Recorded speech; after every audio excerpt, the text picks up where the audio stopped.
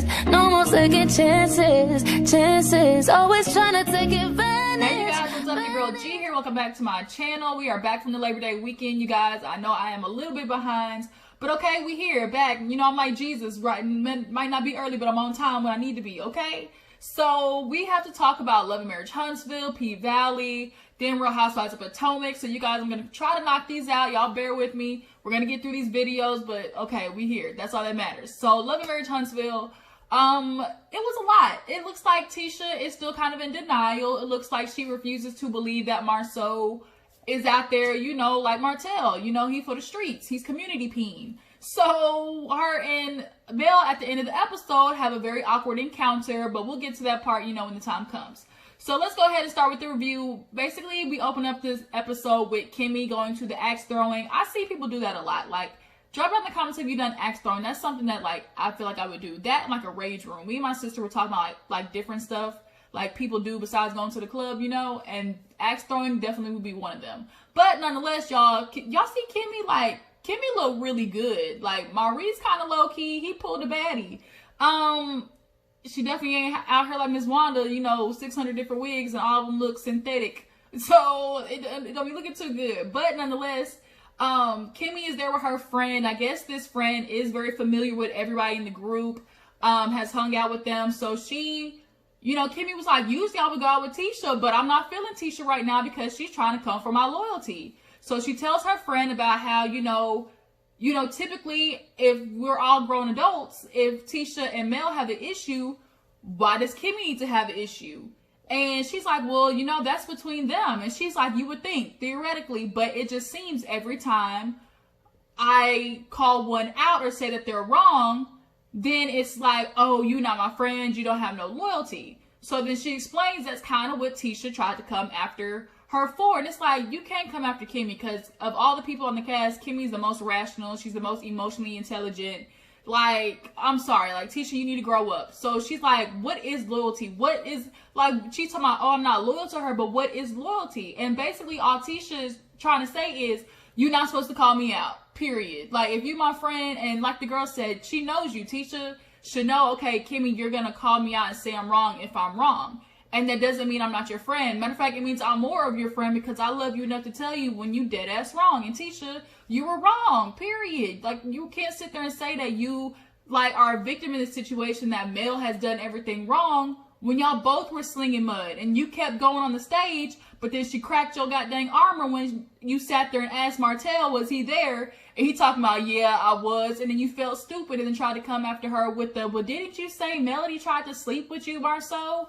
And, like, you were going back and forth. Like, you're not innocent in this, Miss Tisha. You or your little messy-ass mama, okay? Miss, I call, you know, we call Wanda over here Messy Bessie. So, Kimmy's like, I don't know what Tisha wants from me, but I do know I'm not going to get in this mess again. Like, we're too grown for this. So, we see Tisha in the next scene with her friend. You know, I guess Tisha and Kimmi both got to film with somebody else since they in this tiff. So she has her friend come. I guess she's like recently divorced. She's a businesswoman. And she told her they were working out, but really it's like a self-defense class. She's saying, you know, yada yada, Marsau's gone all the time. So after that, she ends up sitting down with a girl, kind of asking, you know, what she's doing, you know, recently divorced, like, you want to go on dates or whatever. And she's kind of like, nah, the only thing I need in my life right now is a chocolate chip cookie. And I'm sitting there looking like, okay, that chocolate chip cookie is fine and dandy, but I don't know if that chocolate chip cookie gonna be there for you on Valentine's Day, okay? Or your birthday. But nonetheless, you know, she's a businesswoman. I'm sure her nigga probably did her wrong. So, you know, she's, you know, probably all sheltered off from trying to talk to another man or entertain him. As she said, I don't want to be sitting on the phone breathing, listening to somebody breathe. She said, I'm too old for that. But she ends up inviting Tisha to do a panel. And Tisha's like, oh my gosh, like, this will only be my second time doing a speaking engagement. And basically it's about, like, I think she said bad and bougie, not broke. I don't know how I feel about that title, but nonetheless, they're going to be talking about, you know, moms, money, working around, having kids, all that type of stuff. And the problem is, Tisha's like, you know, I got to tell Marsau this, and he's already complaining about me not slowing down. And it's so ironic how, Tisha, you go after Mel and her relationship, but here you are literally in the same exact situation as her. You're picking up and your husband's trying to make you stay home and be, you know, step for wife when you trying to go out here and get this coin. And then now Marsau off in the streets, like, you are literally male. Like, so this little high sedity attitude that you have with your relationship is quite annoying. So we see Mel actually go to the therapy session with that. Is it Dr. Francis, the one that Martell goes to? So she goes, and y'all, that bob on her was super cute. That's one of my favorite ones. That color, because you know sometimes Melody be having that real harsh blonde that doesn't really mix well, but she had that nice, like, kind of, like, it was like right around the neckline, like kind of by the ear. That was really cute. And I'm actually quite fond of the dark hair in her confessional, but y'all drop down in the comments, tell me which one y'all like more. But nonetheless, she goes to talk to the therapist, and you know, she kind of gets into everything, and he's like, you know, how does life work when you have to prioritize? And she's like, look, you know, that has to come first. She's like, I do know that my family is going to be there, which is kind of a weird way to think about it. It's like, I can always kind of put them on the back burner because you know they're always going to be there, which is what a lot of people do. They choose to do all the stuff while the opportunity is there because it's like, oh, my family going to be there when I get home. I'm kind of out here hustling for them anyways. But you know, sometimes that can backfire, but I just really do appreciate the fact that Mel is not a woman who just kind of like went through life, you know, like how Martell would have wanted her to just depend on him. So he tells her, he's like, so, you know, that has to affect something. And she's like, well, you know, no, not really. But I mean, it's not really affecting me, Martell's relationship.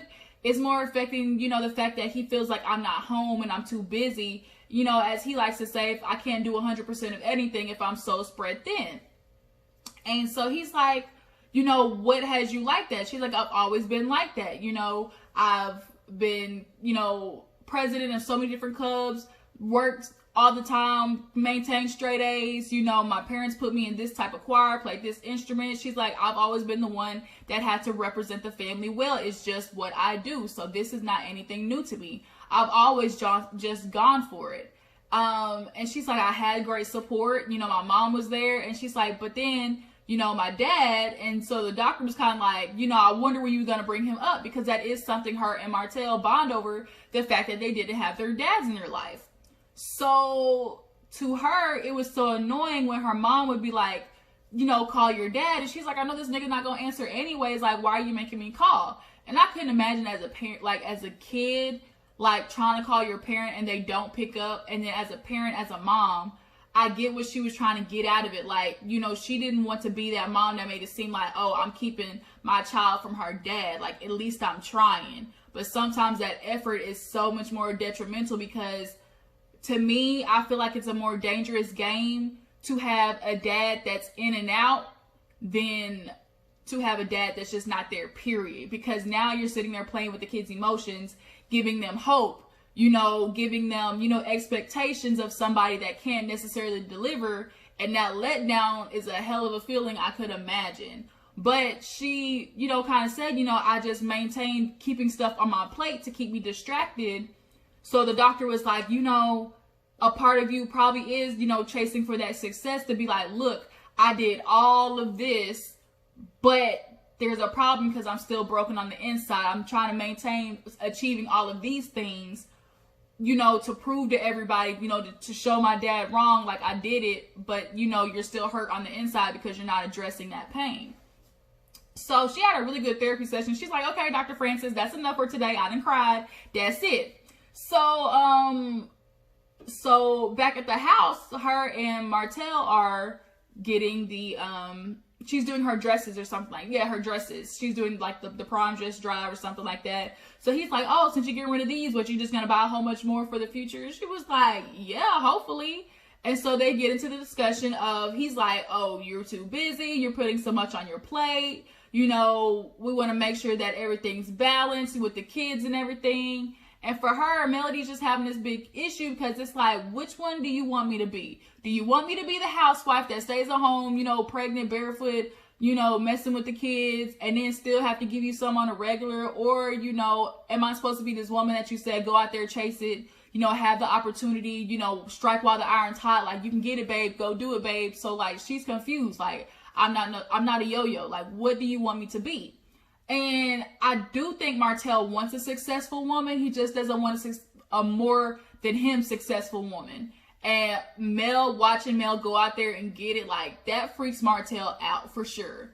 But no, like, when they were talking about that, he also brought up how, she brought up how, she realized in a therapy session, I gotta realize, like, it's me. Like, I gotta take care of me, especially with what Martell did. She was like, I'm sitting here expecting my husband to pull up the slack just like I did when she said with his extracurriculars, y'all know her little country song, with his extracurricular activities, I was still holding the business down, taking care of the kids. And she's trying to explain to him, it's not like I'm gone. It's not like I'm out of town for weeks at a time. She's like, I'm still cooking breakfast in the morning. I'm still doing laundry. I'm still getting my kids dressed. Like, she's maintaining doing all of that still. So for you to sit there and have the nerve to tell her to slow down and try to do all this when you was out there doing everything, plus having your side chick, like, okay, bitch, sit down, coleslaw. Like, you ain't never gonna be the main chick. Millie's always gonna be Ace Boone Cool #1. Granted, he's treating her like shit, but I mean, at the end of the day, I mean, y'all, it's crazy. Like, she's supposed to be pregnant by this nigga now too. Like, dang, Millie tried to give him a second chance and he just blew it all up. But I feel like what we're seeing right now is the breakdown of what happened, of what we see currently, which is them divorced, her moving all the way to Atlanta. Like, this right here looks like the breakdown. But she's like, I had to realize, like, nobody's gonna do it. Nobody's gonna be there for you. You have to take care of you. And her thing is, like, I don't want to look back and realize I didn't do all of these things because my husband said, no, I shouldn't do it. I'm not going to be older and look at my kids and be like, I regret not taking that jump. And a lot of women do that. Like, they have these plans for their lives. You get with a husband because you love him. You want to see him succeed too. And you forget about your success. You forget about your plans. And now you look, 10 years down the line, you got 3 kids and not really have nothing for yourself. It's like, dang, like, I need to get on my grind. I need to, like, do what I need to do, because that's going to be an effed up feeling when you, like, that regret feeling of, like, dang, I should have did it when I had the time. And then your husband has all this. And then, to be Martell and have the nerve to, like, have a side chick, too, buying her Mercedes and shit. Like, that type of pain, negative. So Melody was like, right, like, that is something that was very powerful to see. Like, you got to have you, period. So he's like, oh, I didn't want to add to that. And she's like, that's just what it was. Like, you did your thing and I had to take care of myself. So then he's like, well, I don't want you to get to where, you forget about me and the kids. You see how he said the kids second? And he really just said that because he didn't want to seem like an asshole for just saying, oh, I don't want you to forget about me. Either, me and the kids. Negro, we know what you're trying to say. So, she was like, look, Martell, like, it is what it is. Like, you can't say you want me to go out there and shine, and that's so hypocritical of you, because the same person who tell me maybe I should slow down, you knew what I wanted to do, bro. Like, when we talked, you knew I wanted to get into acting. You know I wanted to get into hosting. Now, here it is. I had the opportunity to do it. Now, here you talking about no? Like, that doesn't make any sense. So, he's like, well, you slowed down before. She said, when? He said, there was about a year you slowed down. She said, oh, you mean the times that when you started effing up and, I started taking back what I was supposed to do? He's like, yeah. She's like, cause you. And, like, you can tell, like, he tried to, like, finally realize, like, you sound stupid saying that. Like, okay, she slowed down because you wasn't doing what you were supposed to be doing. So I'll be damned if I stay home and still maintain my little girlfriend, wifely, fiance duties, and you still out there fucking up. Like, no, I'm not going to do that. And they had a nerve to sit there and say you was slowing down. No, you fucked up, not me. Like, Martell, like, I really just, he gets under my skin. So then he really didn't have nothing to say, because he realized, like, oh, I know what I did. Like, I messed up. I get that. I shouldn't have did it. So then don't say nothing to me, nigga. Like, period. So then he walks away because, like, you have nothing in this fight. Like, you have no dog in this fight. You can't win with that one. So then it's time for them to do the voters thing that Kimmi had planned to try to get everybody to vote. And she's talking to Maurice about, the whole conversation with Tisha. She's like, I don't know why she did that. Like, trying to tell me I'm not loyal. And, yeah, I don't know what she wants me to do. And her son walks up, and they both kind of have this awkward, like, pause, because they don't want to, you can tell they don't want to say, like, around the son. So, sorry, I was looking over here. So as they're talking, Tisha walks up too, and you know, she has on this whole like Stevie Nicks, I don't know, like Elton John hat and boots on. The boots had potential. I think it was the color, maybe because they were pointy toe, but it was almost there. And she's like, oh, I didn't know you were doing this. Flashback, the goddamn conversation. Nah, Kimmi told your ass, but you want to forget. It's okay, cool, just glad you showed up. But so they end up going out there. Melody ends up riding with Marsau, Kimmi, and her son. And Tisha's riding with Marsau. Oh no, Maurice. I don't say Maurice. Maurice, Kimmi, Mel, and her son. So while they're in the car, you know, she tells Melody about how she just got a call from Martell saying he's not coming. And she's like, for real though? Like, this is kind of more important, like trying to get people to vote. Like right now, everybody, if you haven't registered to vote, please go out there and vote. Like, we cannot have another 4 years of this little goddamn Cheeto president in office with this bad blonde wig. Like, get out there and vote, okay? That's just sidebar. But nonetheless, like, Kimmi's a little disappointed because you can't put your issues aside for the greater good. But on the other aspect, it's like, why should I be around people that, you know, try to call the po-po on me? So she tells Melody, like, Melody's like, well, you know, I can understand why he want to be around people who, you know, who try to file a police report on him. And she's like, Kimmi was like, well, like, no, Maurice was like, well, y'all both done stuff. At least, you know, if something happens again, it's on record. So Melody's like, you know what, Maurice, like, I'm not even gonna say anything because your son's in the car and you're the one that helped with the police report or something like that. She said something to the extent that had, like, incorporated Maurice in the whole police report situation. So they get out there doing this stuff. Miss Wanda came. I don't know who put all them bundles in Miss Wanda's head like that. She had a whole My Little Pony ponytail.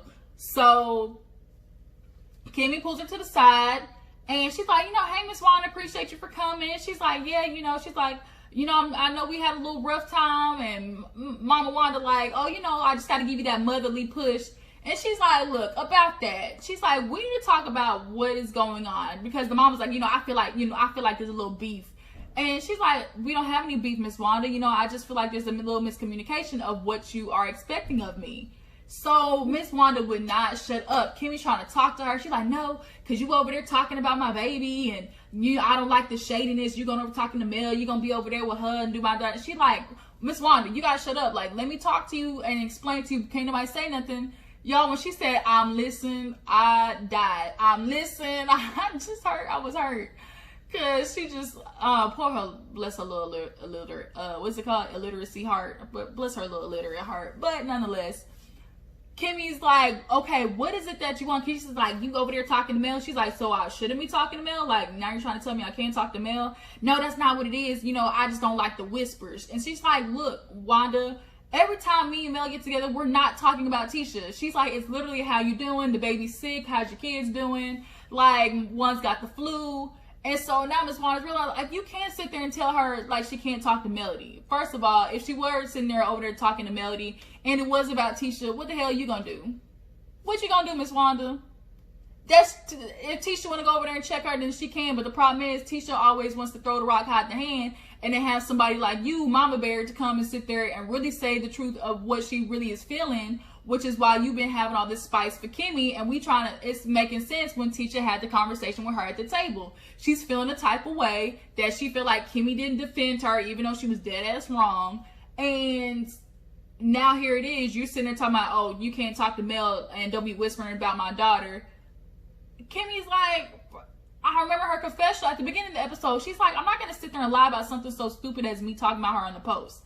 And the problem is, Miss Wanda's mad that Kimmi and, you know, incriminated Tisha too, but for Tisha not sit there and be grown enough to sit there and admit the fact that, oh, I was sitting there talking shit about Melody. Oh, we were kind of joking about her post. Like, you childish. Like, if you're going to talk the shit, like, you going to have to, look, you're going to talk the talk. I have to walk the walk, period. So now Miss Wanda's like, you know, I just like the whispering. She's like, look, ain't nobody talking about Tisha. You don't have to worry about it. Like, we would never, like, she's like saying, I would never do that to Tisha. So speaking of her, no, look, Kimmi been trying not to cuss Miss Wanda out. She told a friend, look, I done spared her 2 times now, but I'm not going to go back and forth with this woman. I'm not going to keep doing it, and I don't think Kimmi should. honestly, had I been Mel or Kimmi, it might not have gone as civilized as those conversations were. You know, Miss Wanda, you get one pass because, you know, the Bible says respect your elders, you know, but sometimes you elders be out of hand. Y'all feel like people just supposed to respect you just because you older. I be damned. Not today. Not I. Not I, said the cat, Sam I am, Dr. Seuss style. I'm not doing it. So, yeah, so we see Tisha walk up to Melody. She was talking to Destiny. And she's like, oh, you know, thank you for coming. You know, it's such a great thing. You know, where's Martell and the kids? She's like, the kids are at home. You know, but Martell didn't want to come, obviously, because of the police report. And Mel, low-key, she's going to keep throwing that out there. And she's like, well, oh, no, she's like, I'm glad you can come so we can keep the husbands out of it. And she's like, oh, you know, well, you know, Martell can't come because of the police report. And she's like, well, Melody, like, Martell needs to take responsibility for himself because, you know, there would be no police report had he not said the things he said, not threatened my husband. So simply my husband just filed a report and tried to keep himself safe. And at this point, it is what it is. Like, he's not even bugging about it anymore. So now Melody's like, see, I thought she said we not going to, you know, get involved with the husbands. Here she is talking about it.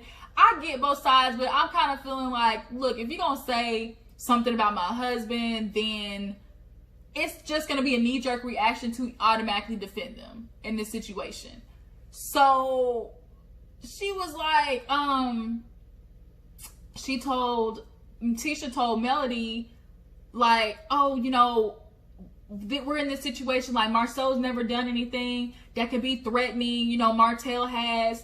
And Melody was like, he lied. She's like, well, your husband lied. She's like, well, your husband, and Tisha's like, well, we definitely be knowing your husband lying. And so Melody's like, well, we definitely be knowing your husband lying. So look like both of our husbands lying. So Tisha's like, what kind of lie you caught him in that I haven't caught him in after I'm his wife for 13 years? Bitch, what you being married to somebody for 30? You could be married to somebody for 60 years. Still doesn't change the fact that they lied to you on an everyday basis, whether it be a little white lie or a huge, humongous lie. People lie in their relationship. So Melody, she's like, I caught her in multiple Tisha. She's like, really, multiple? She said, multiple. She said, give me one. She's like, I'm not going to, like, look, Tisha, I'm just telling you, multiple. Look, come on, Melody, just spill the beans already, okay? We've been waiting since the reunion. Y'all said y'all had the receipts. Martell said he was personally there. And, you know, it just came out, it leaked that I guess the mistress was supposed to be the cousin, like Melody's hairdresser. They said no, they got her an IG live, but who knows? Marsau could have paid her to keep hush. And Tisha is going to refuse to get embarrassed on national TV after she talked all that shit about Melody. Like, she can't be next.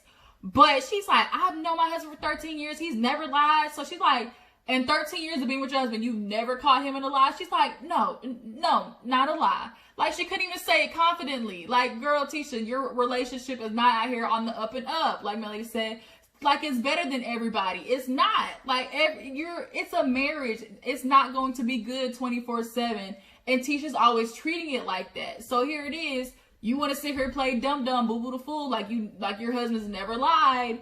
And we saw you on TV tell Mel that you caught him in a lie about a trip. So, bitch, what? So then now Melody's like, okay, Tisha. So then at the end of the episode, she ends up talking to that friend that she did the self-defense class with. And she said Marsau told her that, oh, I've been feeling alone, you know, in the process of you finding Tisha. I feel like I've been on the back burner. So now Tisha's telling her friend, like, oh, Marsau's saying all these things. I don't know what to do, because usually when they start feeling that way is when they start stepping out. And the friend's advice was, girl, you need to start listening. My, you know, ex-husband tried to tell me all these things, you know, that was going on, and I didn't take heed to it. You know, he's trying to drop hints. You know, you need to start listening before, you know, another bitch occupies his time. And, you know, Tisha starts tearing up, and it's like, Tisha, I hate to break it to you. Like, your nigga already out there in the streets. And whether you want to accept it or not, don't mean it's not happening. But Marsau's he's kind of leading you to the water. Now I just need you to take a sip, just a little sip, and, you know, get your mind right, okay? But that was the end of the episode, you guys. I don't know how Tisha and this Marsau situation is going to go. Next week is the finale. Y'all tell me what you feel about Melody's therapy session. Was it very telling of how she is now? Is Martell in the wrong for telling her to be home instead of going out there working if she's super busy? And Melody, Do y'all think Melody has the receipts, or does she just be saying that? See, look, y'all, we almost made it through a whole video without Chico. He said, hey, you guys, appreciate you for tuning in. Make sure before you go to like this video, subscribe to my channel, and I'll catch all you guys in the next video. Deuces.